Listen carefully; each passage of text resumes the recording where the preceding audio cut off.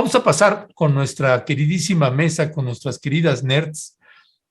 Ya se encuentra por ahí con nosotras y nosotros, pues la maestra Renata Turrent, la doctora Elisa Godínez y también la maestra Ingrid Urguelles, que no va a poder acompañarnos el día de hoy, se reportó pues enferma y también fíjese con síntomas de COVID.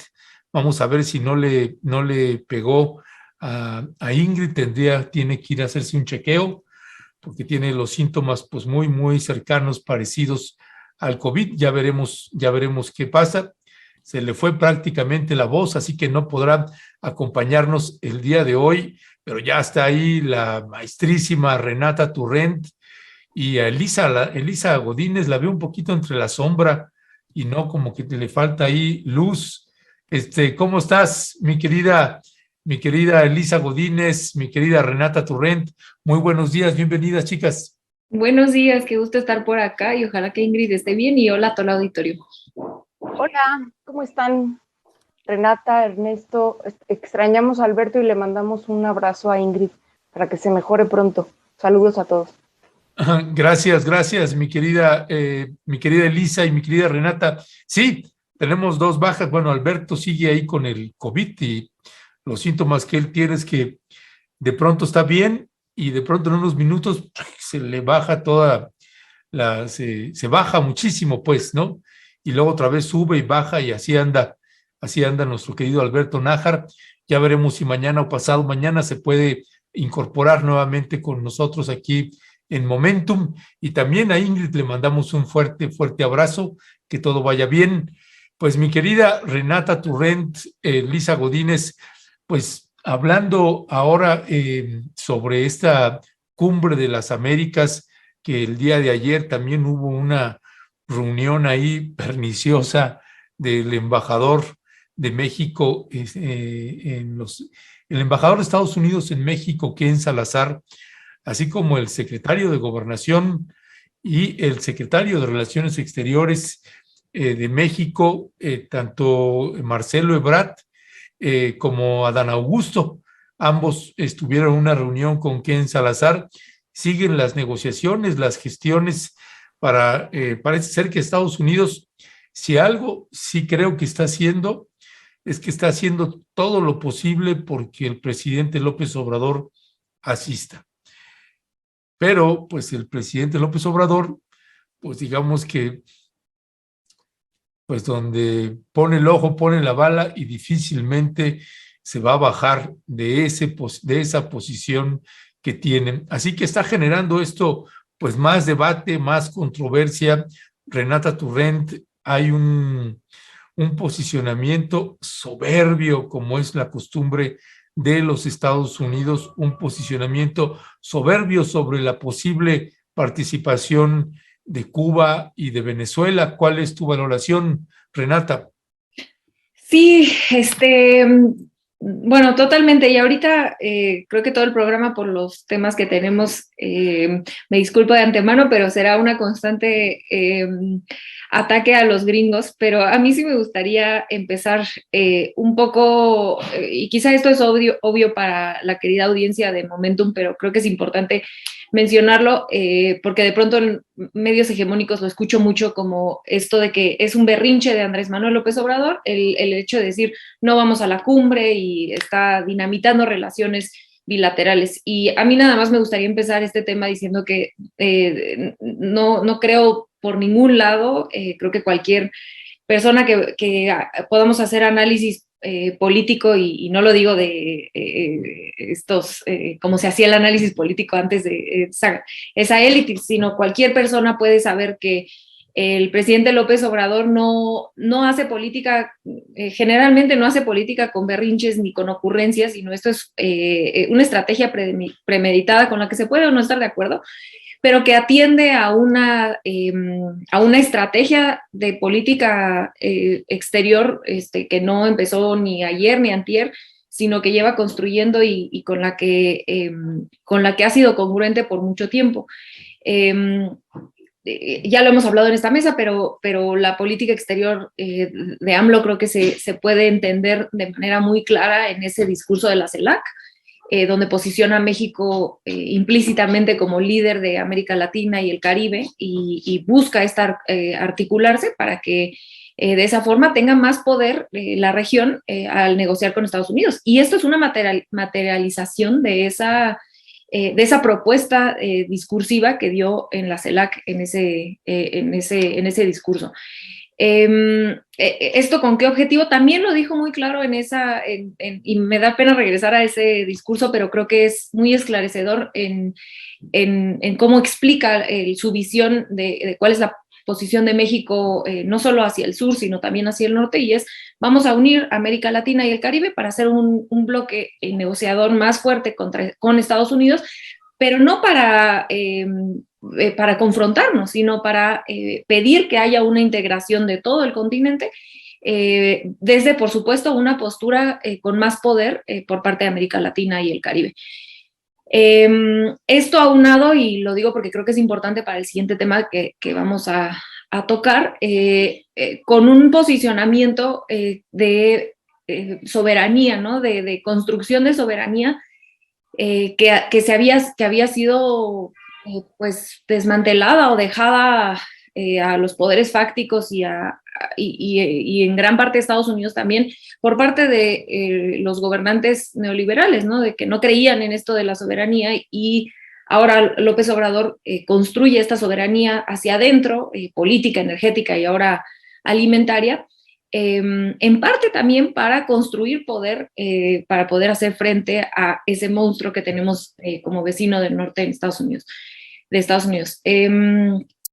Yo quizá para cerrar me gustaría nada más decir que creo que se ha hablado poco de tres cosas. La primera es que no solamente es México quien se opone a que no inviten a todo mundo, sino son 14 países del Caribe, casi todos. Lo que pasa es que hay muchísimos países en el Caribe y los medios no los cubren de repente, pero son 14 países que dijeron: nosotros no vamos.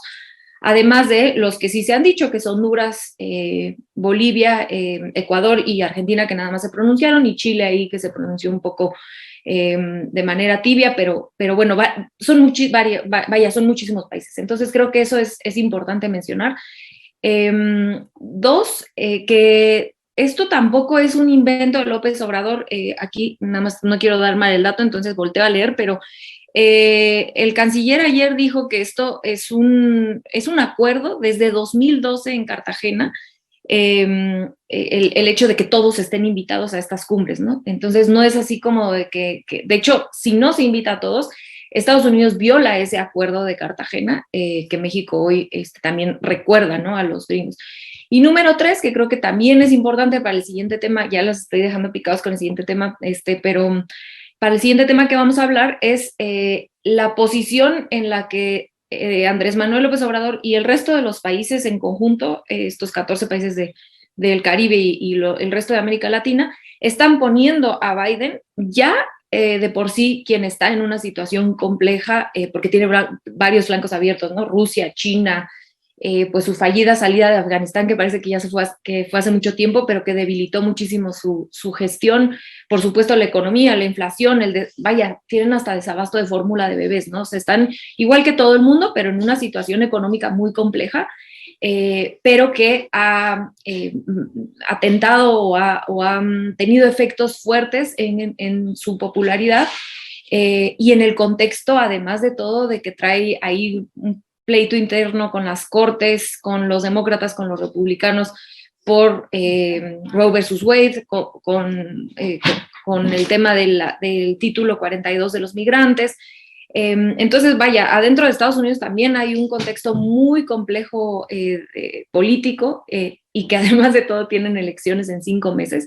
Entonces, pues digamos que, como dicen en fútbol, agarran mal parado a Biden, y eso, pues, además de la fortaleza que construyó, creo yo, AMLO con el resto de los países, pues sí está teniendo un efecto positivo en términos de cómo se puede negociar desde América Latina con ese país vecino. Gracias, mi queridísima Renata Turrent. Pues Elisa Godínez, pues aunque usted no lo crea, pues no, el presidente Biden, los Estados Unidos, no quiere que vaya a la cumbre de las Américas ni Nicaragua, ni Venezuela, y ni Cuba. Pero, pues paradójicamente invita a España. Así que bueno, pues si usted no entendía, pues ahora entendemos menos. ¿Cuál es tu valoración, queridísima Elisa Godínez? Oye, bueno, primero que nada, varias cosas. La primera es que en este tema sí le voy a echar porras al presidente, como es mi costumbre, y pues de antemano me disculpo. En el siguiente tema, no.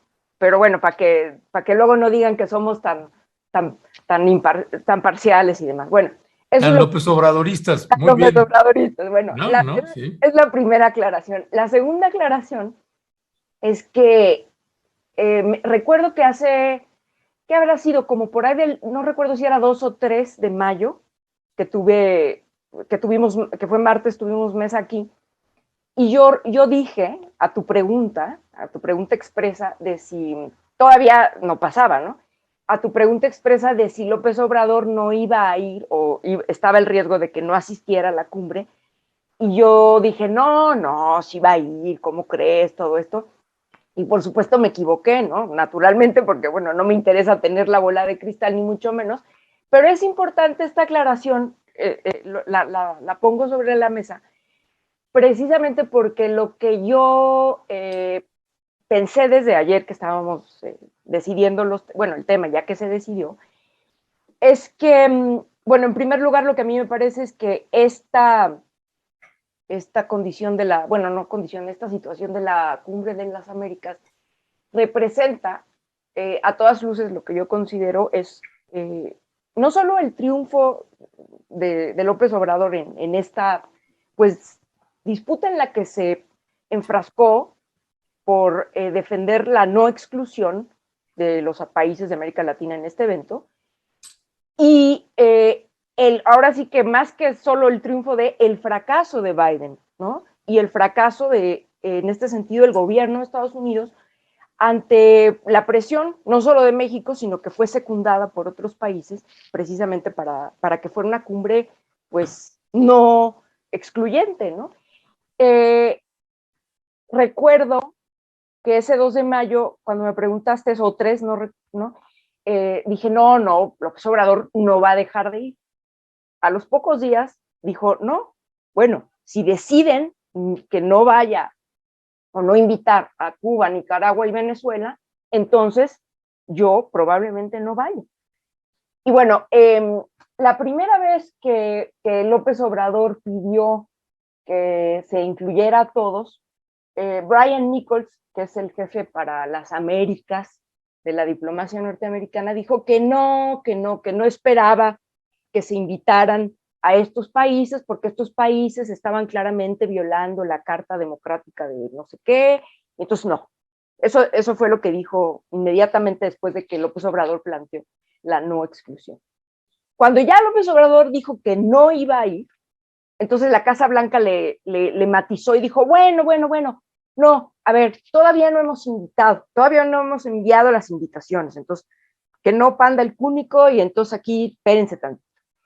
Y posteriormente, ya que empezó Argentina, Bolivia, Honduras, ¿no? El ACARICOM, que es la Organización de los Países del Caribe y todo esto, a decir, bueno, a ver, digo, más allá de que algunos dijeran no vamos, lo que sí, prácticamente todos estos países se pronunciaron en contra de la exclusión, otra vez de Cuba, Nicaragua y Venezuela. Entonces, otra vez, ya Estados Unidos vuelve a modificar su posición, ¿no? Y dice que está buscando, eso es de las cosas más recientes, que está buscando que estos 3 países tengan representación o estén bien representados. Entonces, si esto no es una muestra fehaciente y clara de que Estados Unidos se vio contra las cuerdas, el gobierno de Estados Unidos, Biden se vio contra las cuerdas en este sentido, entonces yo no sé qué es, porque no es algo común que Estados Unidos cambie sus posiciones, y mucho menos en este tipo de temas, en donde sabemos de sobra, ¿no?, cuáles han sido desde hace décadas sus posiciones para estigmatizar y excluir a Cuba, entre otros, ¿no? Entonces, bueno, eso en primer lugar, este es el triunfo de la política exterior y de la posición de AMLO, que aprovechó, que por cierto Biden está bastante mal parado, o así lo estimo yo, está en un muy mal momento, y bueno, en este sentido AMLO, no quiero decir que solamente por un asunto de talento, que lo tiene político, ¿no? Sino ha sido como parte de una política, como bien decía Renata hace rato. Esto no es nuevo, o sea, la posición de México para construir un discurso en el que se coloca, si se quiere, claro que sí, utópicamente, con la idea de que todo el continente se una y que seamos una gran región en donde podamos todos juntos, agarrados de la mano, enfrentar las vicisitudes, ¿no? De los vaivenes mundiales económicos y demás. O sea, a ver, eso puede ser y puede sonar muy utópico, pero no es algo nuevo. Y esta construcción de ese discurso ayuda también a entender que hace unos cuantos días López Obrador fue a una gira a Centroamérica y a Cuba. ¿Qué fue específicamente lo que fue a plantear allí? Bueno, no solamente fue decir agarrémonos de las manos, fue, entre otras cosas, lo que yo considero que a mi juicio fue evidenciar la incongruencia y la hipocresía de Biden, en general de Estados Unidos, pero de Biden, y por eso lo agarró mal parado, y a recordarle, ¿no?, que no ha cumplido con el acuerdo de mandar dinero, apoyar económicamente a la región. ¿Para qué? No solo para, vuelvo otra vez al discurso utópico de, ¿no?, la Alianza para el Desarrollo y todo muy bonito, no. Aquí tenemos un problema enorme y que nos va a conectar con el siguiente, que es el tema de la migración. Entonces, a México estoy de acuerdo, y ahorita en el siguiente tema lo vamos a poner en el banquillo de los acusados por otros temas, pero no se le puede acusar de que no esté haciendo al menos la parte que le corresponde para estar buscando acuerdos a nivel regional y estar buscando soluciones a nivel regional. Y claro que sí, México fue también a Centroamérica a intentar construir y convencer de que los países de Centroamérica también tienen que poner un poco de su parte para buscar salidas o buscar soluciones o buscar alternativas ante el enorme flujo migratorio que tenemos, porque del cual México, por cierto, no se puede hacer cargo solo, ¿no? Y es un poco lo que hay que poner también sobre la mesa. Entonces, esto es también parte de lo que México está poniéndole sobre la cara a Estados Unidos, ¿no? Porque sí, Estados Unidos tuvo dinero de inmediato para la guerra de Ucrania contra Rusia, y no ha tenido, por cierto, tenía aquí el dato, ahorita déjame lo encuentro, pero Estados Unidos se había comprometido, incluso desde antes de la llegada de Biden, con el envío o con la transferencia de bastantes millones de dólares, 4,000 millones de dólares para apoyar la región de Centroamérica. Y solo a la fecha, antes de la llegada de Biden, y a la fecha solo han llegado 100 millones. Entonces, digo, a lo mejor los datos no los tengo tan precisos, pero que se busque ese dato. Entonces, me parece que eso es lo relevante del asunto. Y, bueno, que Estados Unidos haya tenido que estar cambiando de opinión y reculando en sus dichos y demás, para mí, insisto, es la prueba más clara de que México, sin querer queriendo, como dicen por ahí, puso sobre las cuerdas al gobierno de Biden en este sentido. Pues sí, es una situación ahí. Se abrieron varios boquetes para el gobierno de Biden en los Estados Unidos.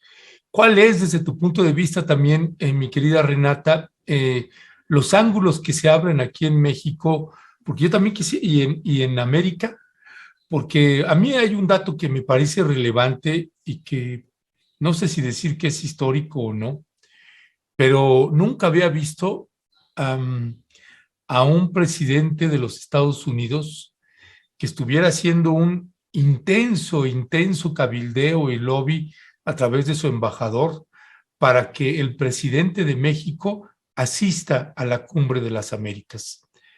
Hay presidentes que luego no asisten, mandan un representante, su canciller, etcétera, y pasa nada.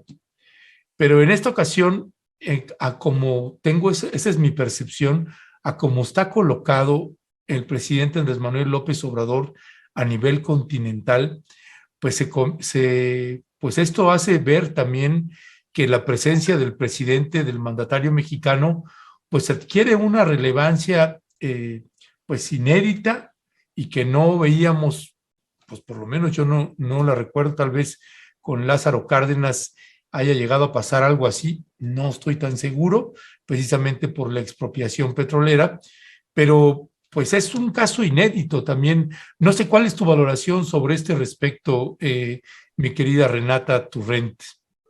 Qué excelente pregunta. Creo que yo lo veo en dos vías, un poco lo que decía hace rato. La primera, por supuesto, es que, repito, agarran a Biden y a los gringos, ¿no? En un periodo de debilitación política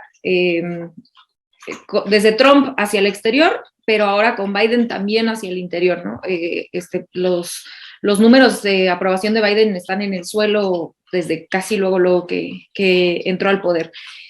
Entonces, por un lado, eso explica, o es una de las variables que explica la reacción de Estados Unidos en lo que tú mencionas de traer a Ken Salazar casi atrás de AMLO, diciéndole, ándale, por favor, pues vente a Los Ángeles. Y la otra parte que creo que es muy importante es el poder político que ha sabido construir AMLO con los votantes latinos en Estados Unidos, en específico los mexicoamericanos. Y esto creo que lo ha construido, digo eso aunado por supuesto a todo lo que Elisa y yo ya platicamos del poder que supo construir con Latinoamérica, pero en específico por el contexto en el que agarran a Biden de que hay elecciones en noviembre, elecciones intermedias, donde pues se juegan un montón, porque ya de por sí si Biden no tiene mucha aprobación y en las elecciones de intermedias llegaran a ganar fuertemente los republicanos, pues le topan, sí, ya de por sí con las cortes, le están haciendo la vida difícil a Biden, ahora con el Congreso totalmente volteado, pues mucho más. Digo, ahorita están muy parejos, me parece que la Cámara de Diputados en Estados Unidos está casi mitad y mitad, y los senadores sí creo que lo tienen los republicanos. Entonces, en el contexto de las elecciones de noviembre, pues AMLO ha sido muy hábil en recordar esto que decía Elisa de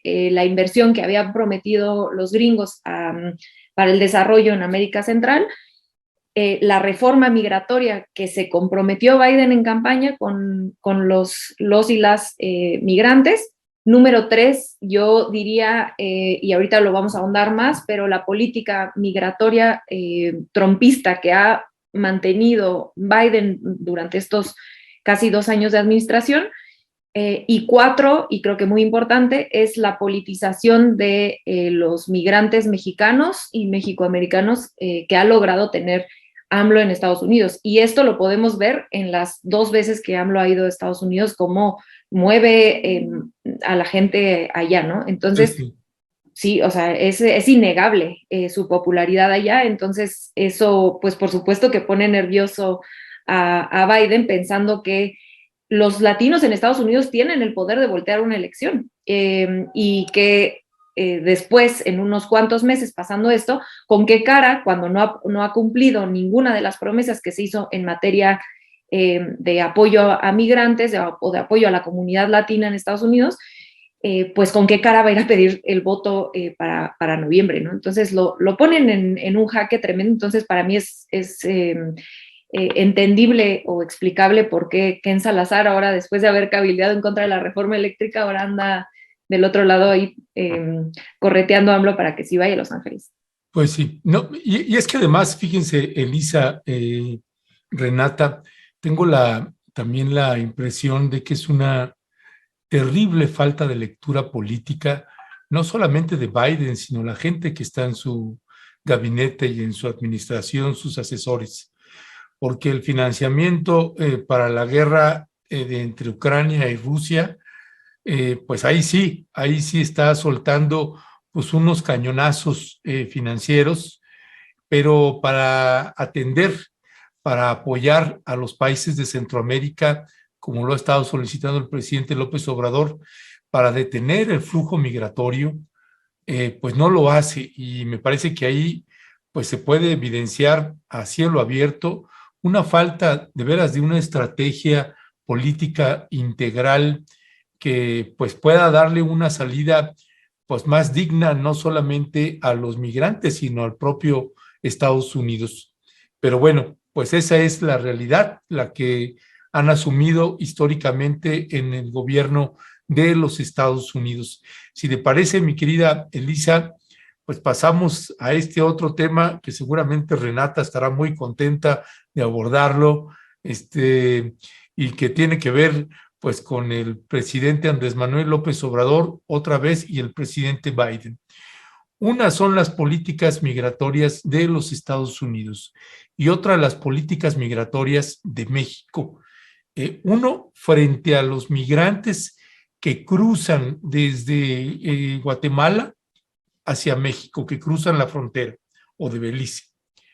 Dos, la política de los Estados Unidos de estar deportando a los migrantes a México, sin importar la nacionalidad que sean. Están en varias partes fronterizas, por ejemplo, en Juárez se están reportando 100 deportaciones diarias y una crisis migratoria en su punto más alto se ha agudizado. No hay albergues, no hay una atención adecuada. En el estado de, por ejemplo, en Nogales, Sonora, y frontera con Nogales, Arizona, pues se están reportando de 200 a 400 migrantes deportados diariamente, diariamente. Eso realmente pues va a generar una crisis migratoria y una emergencia humanitaria pues no menor. ¿Cuál es tu valoración, mi querida Elisa? Desde mi punto de vista, nada más adelanto, me parece poco digna, permítame usar esa palabra, poco digna la posición de México frente a los Estados Unidos, frente a la situación migratoria que tenemos los dos países, tanto México como los Estados Unidos. ¿Cuál es tu valoración? A ver, un montón de cosas, pero bueno, antes de entrar de lleno al tema, quiero decir, tú preguntaste, bueno, planteaste en mi intervención anterior el tema de la invitación de Biden a España, ¿no? A la cumbre. Honestamente, me parece ridículo y me parece una patada de ahogado. Digo, España ha estado invitada a otras cumbres y tal, en el sentido de invitada, ¿no? Pero bueno, en este contexto la invitación aparece como, digo, no solo una ofensa, sino algo que es como una manera de intentar así como paliar algo que ya echaste a perder y pues no hay manera, ¿no? Entonces nada más mencionarlo porque leí en el chat como que era algo que estaba ahí de el papel, ¿no? Entonces, bueno, nada más comentar lo que sí me parece una señal muy, muy evidente del fracaso de Estados Unidos, pero honestamente no me parece como tan importante. Pero bueno, al punto que tú dices, mira, a mí me parece que en el tema de la migración, siendo tan doloroso, tan complejo, tan estructural o tan sistémico, por decirlo de algún modo, siempre hay que hacer como una especie de recuento precisamente de que el problema no se va a acabar pronto, de que el problema no es nuevo y de que el problema, en el caso de México, compartiendo más de 3,000 kilómetros de frontera con Estados Unidos, digamos, es parte de nuestro problema, ¿no? O sea, es parte de nuestros problemas inherentes, terriblemente. En ese sentido, tenemos que entender que la migración es un gran fenómeno mundial, o sea, que no es México, la frontera de México, por supuesto que es las fronteras de México son unas de las más complicadas en ese sentido en el mundo, pero que este fenómeno, digamos, afecta a otras partes del mundo y que además la migración, por cierto, es un fenómeno histórico, ¿no? No es algo nuevo. Ahora, que tenga momentos más críticos como los que estamos viendo ahora, pues sí. Y entonces, hace unos meses o hace un par de años, por ejemplo, era el tema de las caravanas. Hoy estamos viendo, por ejemplo, esta otra crisis que tiene que ver con el hecho de que en Estados Unidos, a partir de la pandemia, se estableció esta cosa que se llama Título 42, ¿no? Sí. Que es una medida para detener el flujo migratorio sobre pretexto de la pandemia, y se suponía que en estos días ya iba a quedar sin efecto, pero un juez de Luisiana lo echó para atrás, digamos. Entonces ahora, ¿qué está pasando? Que están retornando a los migrantes o a los que estaban esperando, los están retornando, y tenemos una crisis, digo, más allá de la crisis en general, ¿no? Están mandando de regreso a México a un montón de personas, como tú decías hace rato, y como dice la nota con la que intentamos armar la discusión de esta mesa, que es la nota que sale en pie de página, me parece que ayer, sobre Sí. la situación en Juárez, ¿no? Entonces, sí. Esta situación implica que, bueno, México está, digamos, atado de manos y atado de pies. El gobierno actual está intentando una vía, que es lo que estábamos comentando en el tema anterior, y un poco está relacionado con esto. López Obrador, con toda la crítica que se le puede hacer a este discurso utópico, pero está insistiendo, y ha insistido desde el día 1 de su gobierno con Estados Unidos, en la necesidad de que Estados Unidos apoye económicamente a la región, porque solo así se va a poder empezar a pensar en una, ni siquiera digo orden, ¿no? Pero sí en una pequeña disminución del flujo migratorio. De otro modo, no va a haber manera. Así México se ponga de cabeza, lo que haga no va a ser posible. Entonces, me parece que en ese sentido México ha sido congruente. En donde me parece que viene el gran problema, y que es un problema que, por cierto, afecta no solo el campo de la migración, sino otros campos, el tema de la seguridad en general en México, y tiene que ver con el comportamiento cotidiano de varios de los cuerpos de seguridad, ¿no? Ahí tenemos todavía muchas fallas, ahí los cambios que se han implementado o no se han visto suficientemente claros, o no son suficientes, o simple y sencillamente hay estructuras que están tan corrompidas, tan terriblemente maleadas, como podría ser el Instituto Nacional de Migración, entre otros, ¿no? Que es complicadísimo.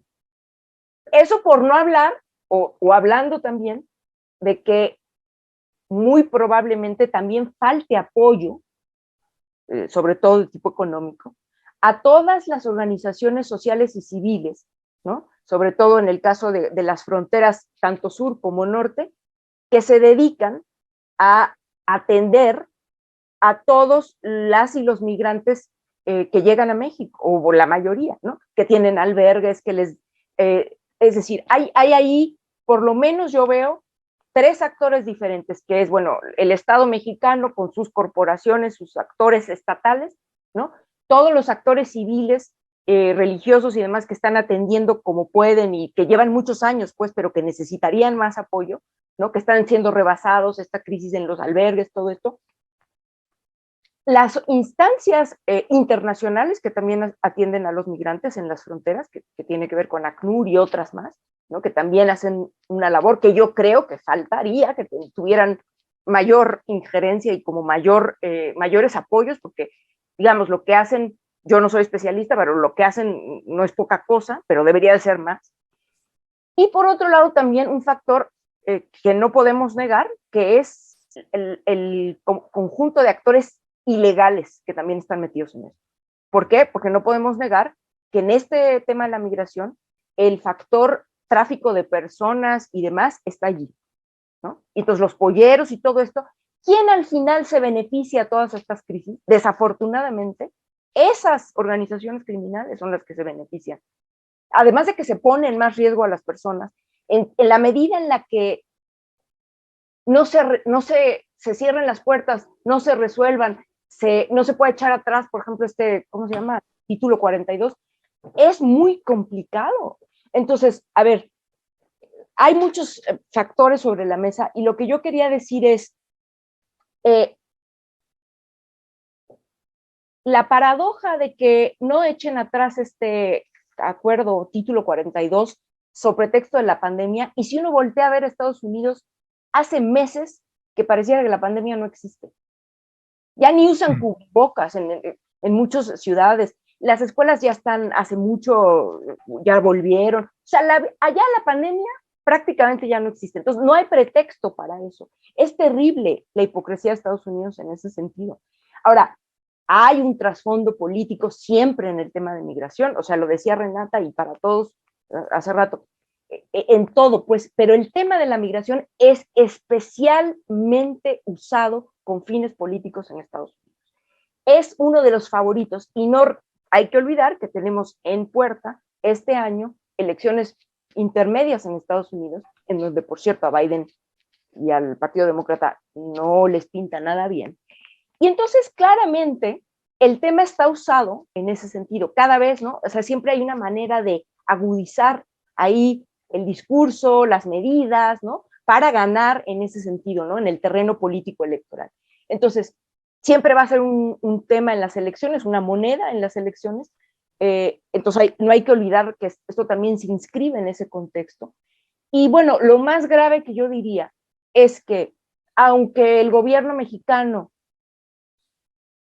esté haciendo desde el principio intentos, cosas, medidas, negociaciones, visitas, exhortos y demás, para que primero se apoye a la región mayormente, que expulsa más migrantes en la región de América Latina, que es Centroamérica, Haití, pero que bueno, el problema de la migración, sabemos, no son solo estas nacionalidades, sino que vienen de muchas partes del mundo, pero el problema con esto es que en la medida en la que este problema subsista y va a subsistir y va a estar, por cierto, muy agudo en los próximos meses, no hay que olvidarlo, porque ahora no solo tenemos los efectos de la pandemia que no se han podido, muchos países no hemos podido recuperarnos al 100, ¿no? Y eso afecta naturalmente a la gente de los países que mayor expulsan, sino que además tenemos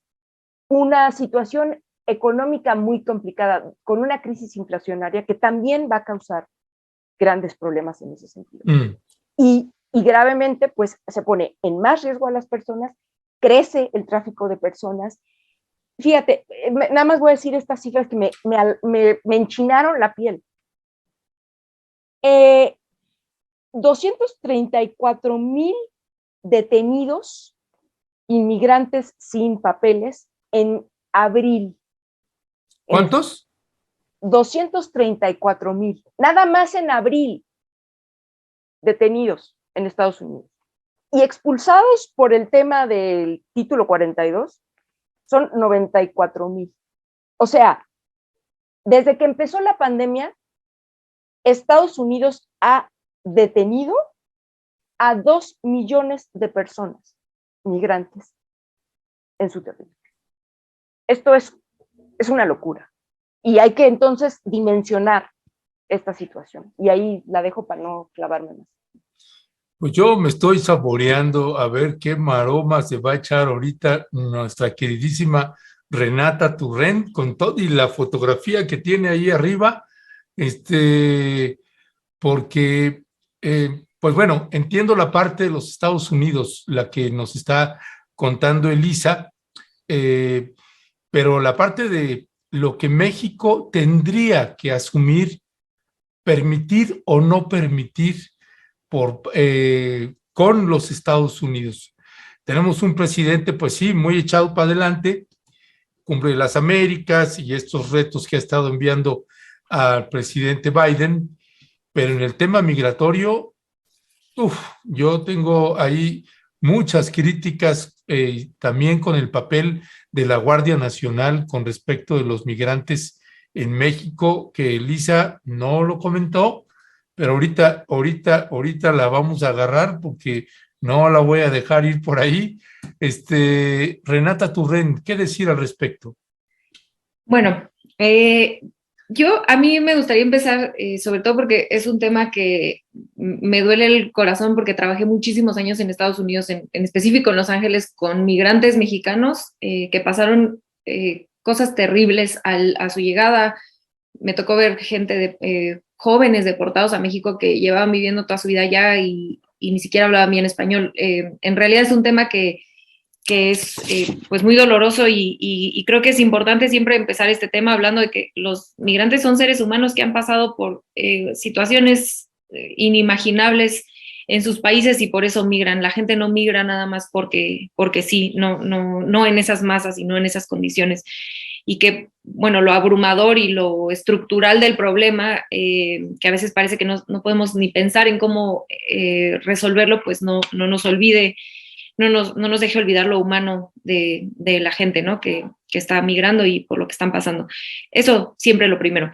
Lo segundo, creo que lo que menciona Elisa y lo que mencionas ahorita sobre la Guardia Nacional y el Instituto Nacional de Migración, creo que ese es el punto donde más se le puede exigir a México y al presidente López Obrador, y ahorita quisiera ahondar un poco más en el por qué. Creo que ahí está la deuda de lo que sí se pudiera llegar a hacer, exigir trato más humano por parte de estas dos instituciones, en especial el Instituto Nacional. A mí las imágenes del Instituto Nacional de Migración me han parecido todavía más graves que las de la Guardia Nacional, pero también ha habido casos de la Guardia Nacional que son inaceptables y que creo que esa es dada la complejidad del problema, el compromiso que se podría hacer desde el gobierno federal de manera más sencilla, ¿no? Ahora, a mí me gustaría un poco tomar algunas de las cosas que dijo Elisa, porque creo que es importante entender, y no me estoy desviando del tema de qué podría ser México. Prometo que lo toco al final, aquí lo tengo en mis notitas. Pero sí me gustaría ahondar nada más un par de cosas más, porque Elisa ya hizo un gran trabajo explicando lo problemático que son las políticas en Estados Unidos, políticas migratorias en Estados Unidos. Pero bueno, para resumir algunas cositas que creo que son importantes es, bueno, Obama, Trump y Biden han deportado números similares, ¿no? Elisa ahorita ya nos dio los números, pero bueno, los tres últimos presidentes han deportado una cantidad tremenda de migrantes, pero creo que sí hay varios matices entre los mandatarios que vale la pena entender para poder analizar la situación en la que estamos hoy. Lo primero es que la administración de Obama se rigió bajo esta política le llaman stop and release, los detienen y los sueltan. No tenían, y creo que este punto es importantísimo para entender lo que estamos viviendo hoy. Bajo Obama, si te detenían como persona indocumentada, tenían 48 horas para soltarte en Estados Unidos, y es que tú podías comprobar que no eras un peligro, que te ibas a quedar, que tenías donde quedarte, que no ibas a ser una carga para el Estado, y hago paréntesis por si no me están viendo, bueno, comillas por si no están viendo. Vaya, había una serie de cuestiones que tú tenías que cumplir para que te pudieran soltar y tú esperaras tu juicio dentro de Estados Unidos, ¿no? Y la mayoría de los migrantes se iban a esta red de familias que ya tenían allá. Si no, te deportaban, pero no te podían mantener detenido más de 48 horas. Esto pues dejaba a muchísima gente esperar su juicio allá en Estados Unidos, cosa que ahora sucede acá en México y ahorita vemos por qué es relevante, además de lo obvio. Matiz número 2, Trump hace 3 cambios muy importantes en su política migratoria. Uno, quita el stop and release, que desde mi punto de vista es lo más grave que hace en su política migratoria. Entonces empezamos a ver estas imágenes donde se desbordan los centros de detención, donde se separan familias, etcétera, etcétera, ¿no? Entonces rompe esta política que llevaba mucho tiempo en Estados Unidos.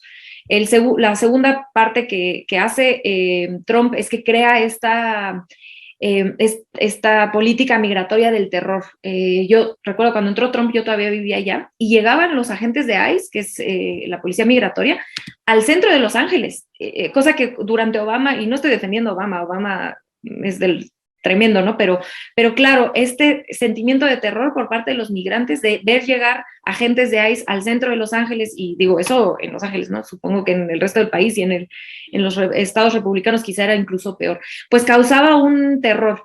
Y esto es muy distinto a lo que Obama no por el número neto de deportaciones, sino por la fórmula de las deportaciones.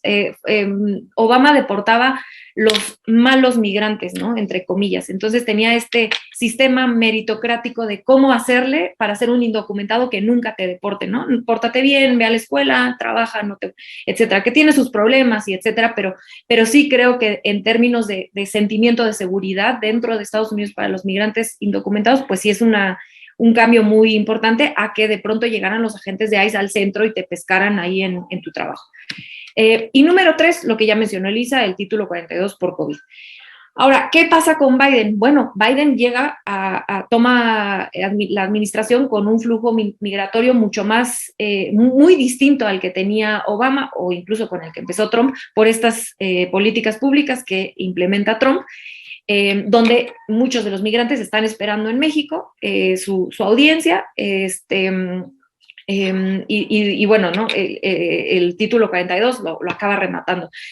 Y él decide mantener estas 3 políticas, ¿no? Lo cual, para ser un demócrata, un presidente demócrata, pues por lo menos lo que prometió, pues es muy distinto. Entonces, repito, creo que lo importante aquí es ver un poco más allá del número de deportados, que siempre dice, bueno, es que Trump y Biden y Obama deportaron lo mismo. Es cierto, pero las condiciones en las que se deportan sí son distintas. Creo que aquí hago un mini paréntesis para decir que y este es tema para una mesa completa, pero es uno de los éxitos del trumpismo, éxitos para los que le van a Trump, es la manera en la que ocupó el poder judicial para mantener sus políticas de manera bueno, no es transeccional porque ya no son sexenios, pero que traspasara su administración. Lo vemos con Roe versus Wade y lo vemos ahorita con el título 42, porque en realidad es que el CDC, el Centro de Enfermedades, que es quien ellos ya mandaron una recomendación para decir no hay necesidad de mantener el título 42, ¿no? Y fue el juez de Luisiana, que ya mencionaba Elisa, que lo echa para atrás. Entonces, bueno, esto nada más creo que es interesante también para el contexto mexicano de ver cómo, al final de cuentas, el Poder Judicial hace política transaccional de manera muy importante. Ahora sí, para que no digan que no me meto a México, ¿qué puede hacer México? Creo que, repito, no mucho, ¿no? En realidad no creo que pueda hacer mucho más allá de estas exigencias, creo que muy válidas y que creo que sería muy importante en términos de derechos humanos, lo que podría hacer con la Guardia Nacional y con el Instituto Nacional de Migración, que claro, coincido con Elisa, es, sobre todo en el Instituto Nacional de Migración, es una descomposición de décadas, pero que eso no implica que el gobierno actual no tenga una responsabilidad en limpiar y exigir que se respeten los derechos humanos. Creo que lo que hablábamos en el bloque anterior sobre la construcción de la soberanía en México con un país del tamaño como el que es Estados Unidos, con el país más poderoso del mundo, pues no es una labor sencilla, sobre todo cuando en 40 años no se había, de hecho se había desmantelado cualquier tipo de intento de soberanía y los gringos habían tenido mucha injerencia en nuestras políticas exterior y por supuesto también interior. Entonces, en esta construcción de soberanía, pues por supuesto que se tiene que negociar y que parte de la negociación atraviesa la migración, pues sí, por supuesto, ¿no? Entonces la negociación que decía el presidente López Obrador es, este problema es irresoluble, no se puede solucionar sin Estados Unidos, ¿no? Si Estados Unidos sigue mandando a la gente esperar a México, que parece ser que Biden tampoco tiene interés de hacerlo, México no tiene la capacidad institucional, no tiene los recursos de decir, ok, yo pongo refugios. ¿Cuánto tiempo? Pues es que hay migrantes que esperan años a sus audiencias. No tenemos la capacidad institucional ni recursos para hacerlo. Entonces, tratarlo de solucionar ahí es un barril sin fondos, creo yo. No tendría forma de solventarlo el gobierno mexicano. Repito, porque no quiero que digan que nada más vengo a defender. No creo que esto sea, que esto exima a las autoridades mexicanas de cuidar la forma en la que controla la migración mediante la Guardia Nacional y el Instituto Nacional de Migración. Por supuesto que no, las dos cosas pueden ser ciertas, ¿no? Pero sí creo que la situación en la que México está es complejísima porque lo que quisiéramos todos que el gobierno hiciera, que sería atender a esos migrantes, poderles dar asistencia, refugio, una vida digna mientras esperan, es materialmente imposible para nuestro país.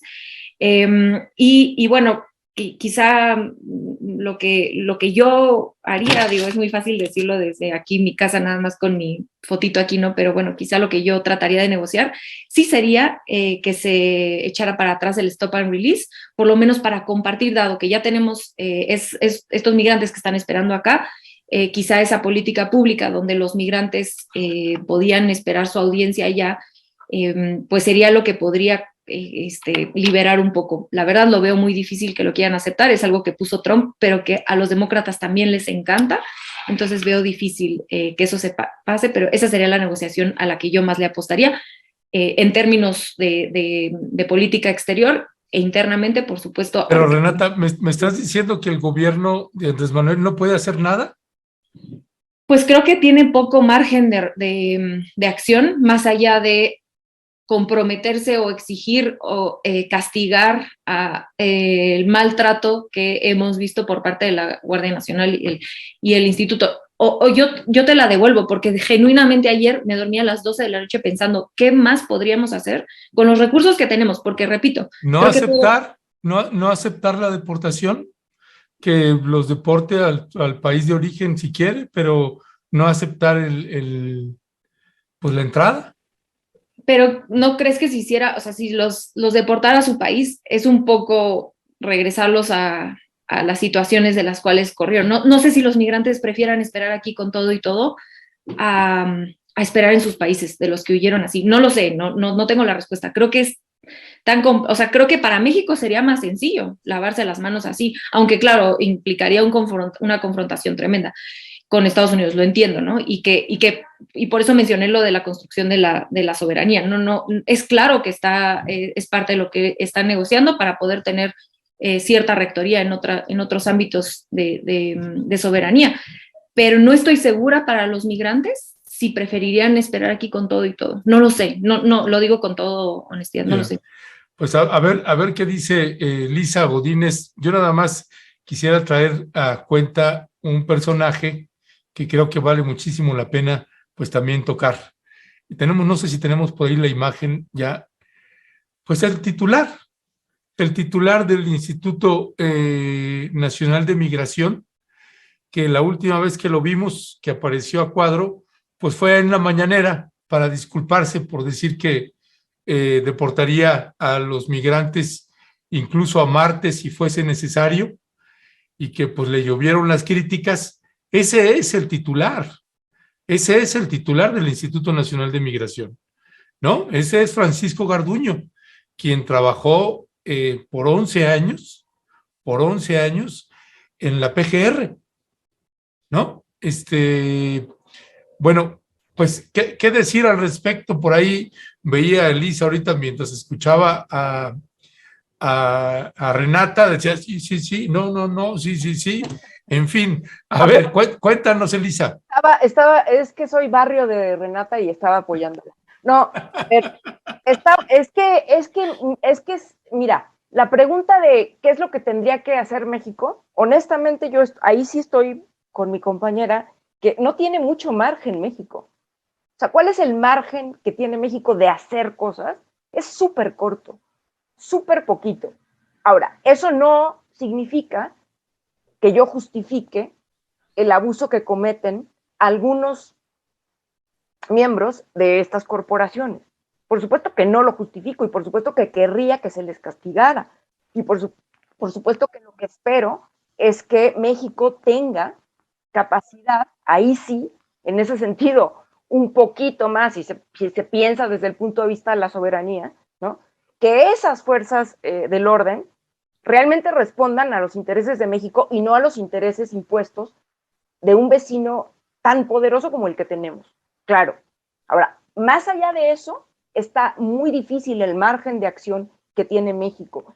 Ahora, yo sí quiero decir esto, porque me parece que no es menor. O sea, los trámites de asilo, por ejemplo. O sea, porque la gente migra, pero ahora, a ver, hay distintos tipos y distintas condiciones, ¿verdad?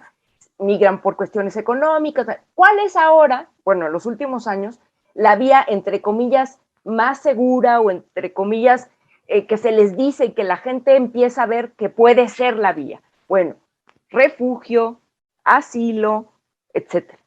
México, dentro de lo que cabe, sí tramita visas humanitarias, sí tramita asilos, sí tramita esas cosas. ¿No son suficientes? Pues no, claro que no va a ser suficiente, pero no se le puede, digo, no es porque yo no quiera, sino es imposible otorgarles esos estatus a todos los migrantes.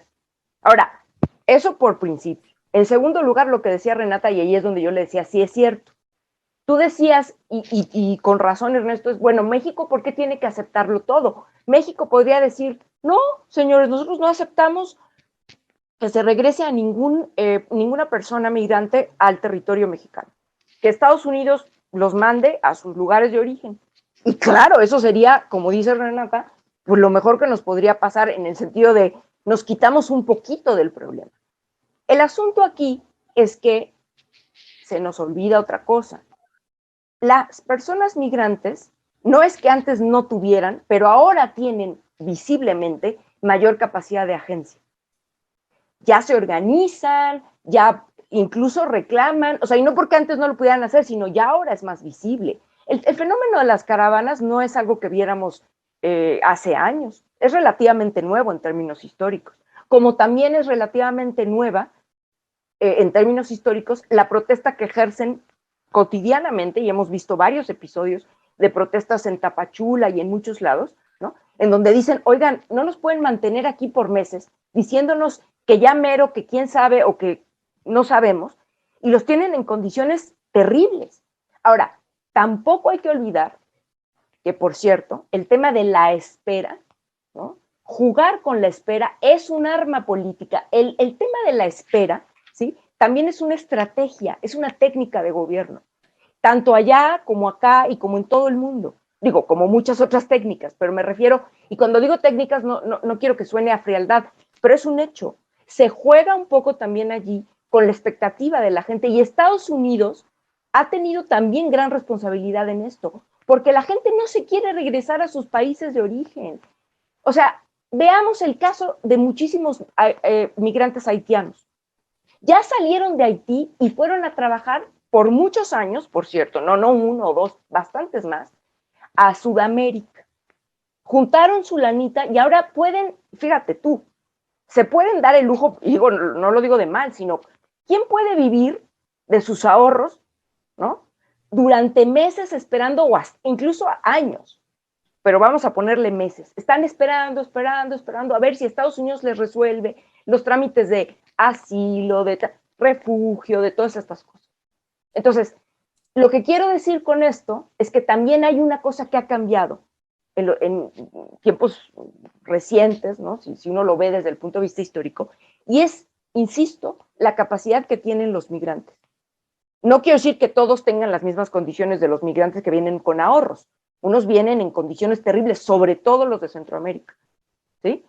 Pero el punto aquí también es que ahí se juegan un montón de situaciones en donde lo que está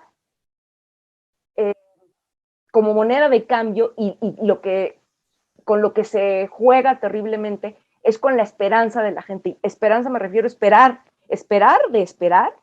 y esperanza de que tienen la ilusión, el anhelo de algún día entrar a Estados Unidos. Muchos, digo, en condición, digo, si uno compara no son tantos, ¿no? Pero muchos aceptan lo que México también ofrece, que no es mucho, pero se les ofrece, bueno, quédense, trabajen aquí, pero otros tantos no quieren estar ni siquiera, o sea, quieren esperar en México porque no tienen la opción, pero tampoco es que quieran estar en México. Entonces es complejísimo el problema. Pero en primer lugar, lo que sí quiero reiterar es que nosotros como sociedad tenemos que exigirle al gobierno, no soltar el tema, por supuesto, y exigirle que cada uno de los abusos que se vean o que no se vean, sean castigados, sí o sí.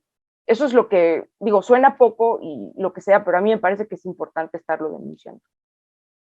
Ya, Pues gracias, mi queridísima Lisa. Es un tema que efectivamente da para mucho.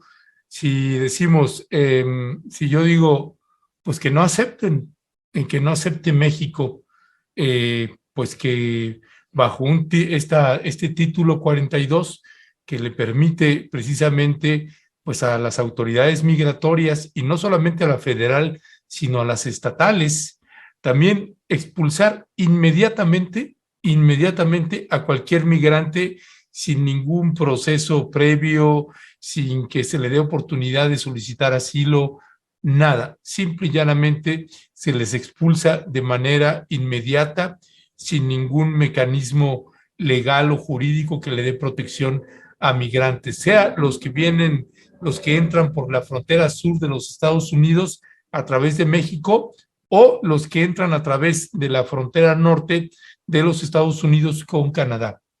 Eso no pasa. En realidad, lo que debería es, mi querida Renata y Elisa, pues uno, si se le está solicitando al gobierno de los Estados Unidos, carajo, apoyen con recursos para que se puedan generar los empleos en Centroamérica, disminuir la migración para ofreciéndoles oportunidades de vida, de trabajo en sus países de origen. No lo hace los Estados Unidos. Además, aplica el título 42, los deporta inmediatamente cuando debería de abrir albergues para que pues la gente pueda tener pues un lugar digno donde esperar mientras está en su proceso legal, en su solicitud de asilo o permiso de trabajo o lo que esté solicitando. Pues no lo hace. Por lo pronto, lo que sí vemos, y mi crítica ahí en ese respecto, Renata, Elisa, es que si tú vas a aceptar una política de esta naturaleza de los Estados Unidos, para aceptarla tienes que tener las condiciones para ofrecerle pues una condición digna a los migrantes. Pues el asunto es que con esta política ni se la da a Estados Unidos ni se la da a México. Se somete a la política migratoria de los Estados Unidos y no hay albergues del gobierno federal en todo el país. Hay centros de detención donde los tienen ahí, no hay albergues. Dependen de las organizaciones civiles, de las organizaciones no gubernamentales, esas que luego tanto critica el presidente López Obrador, pero que históricamente han tenido un papel importantísimo, Renata, Elisa, y pues simple y llanamente ni hay apoyo a las organizaciones no gubernamentales que les dan cobijo, que construyen albergues, que les dan asesoría legal y jurídica.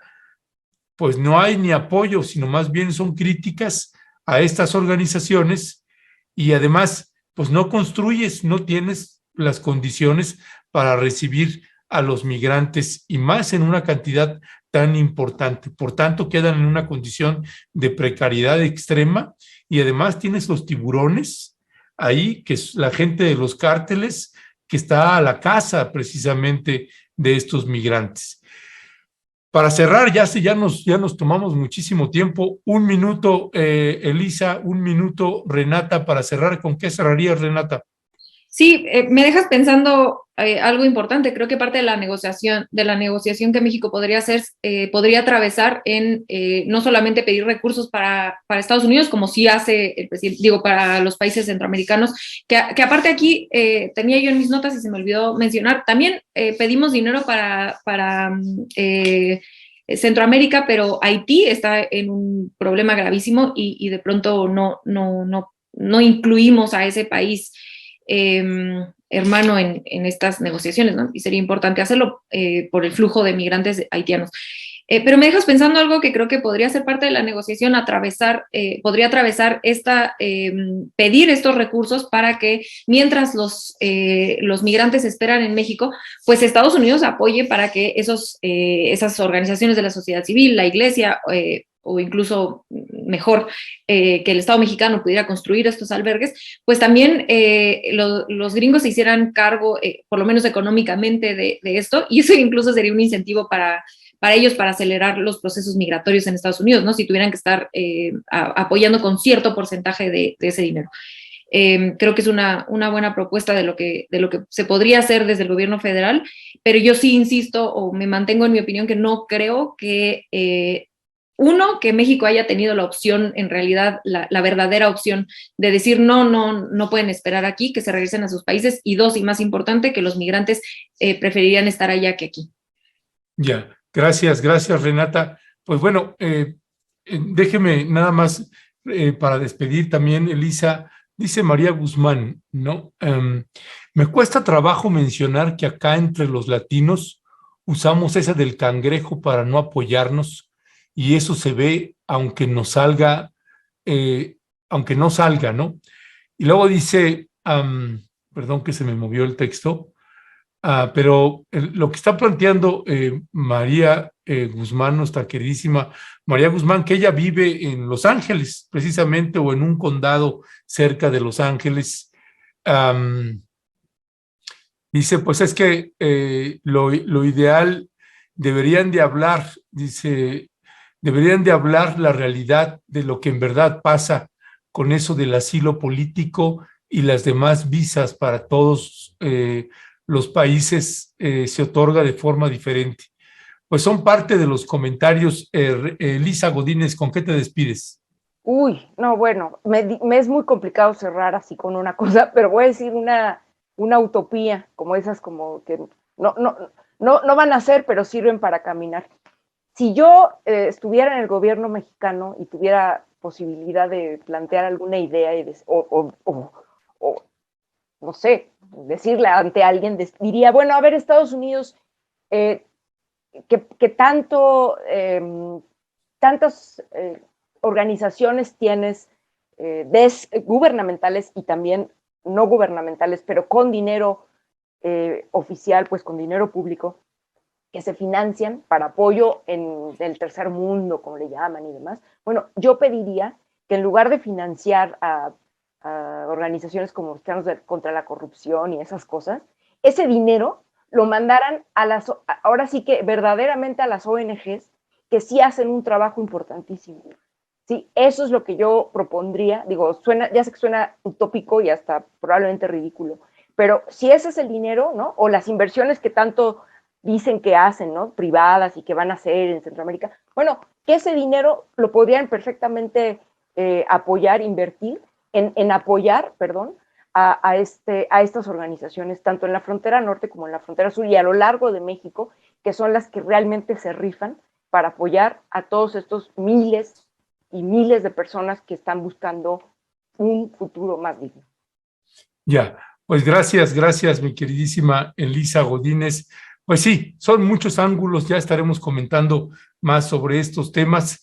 Les mando un fuerte abrazo, mi querida Elisa, mi querida Renata. Cuídense mucho y nos vemos la próxima semana.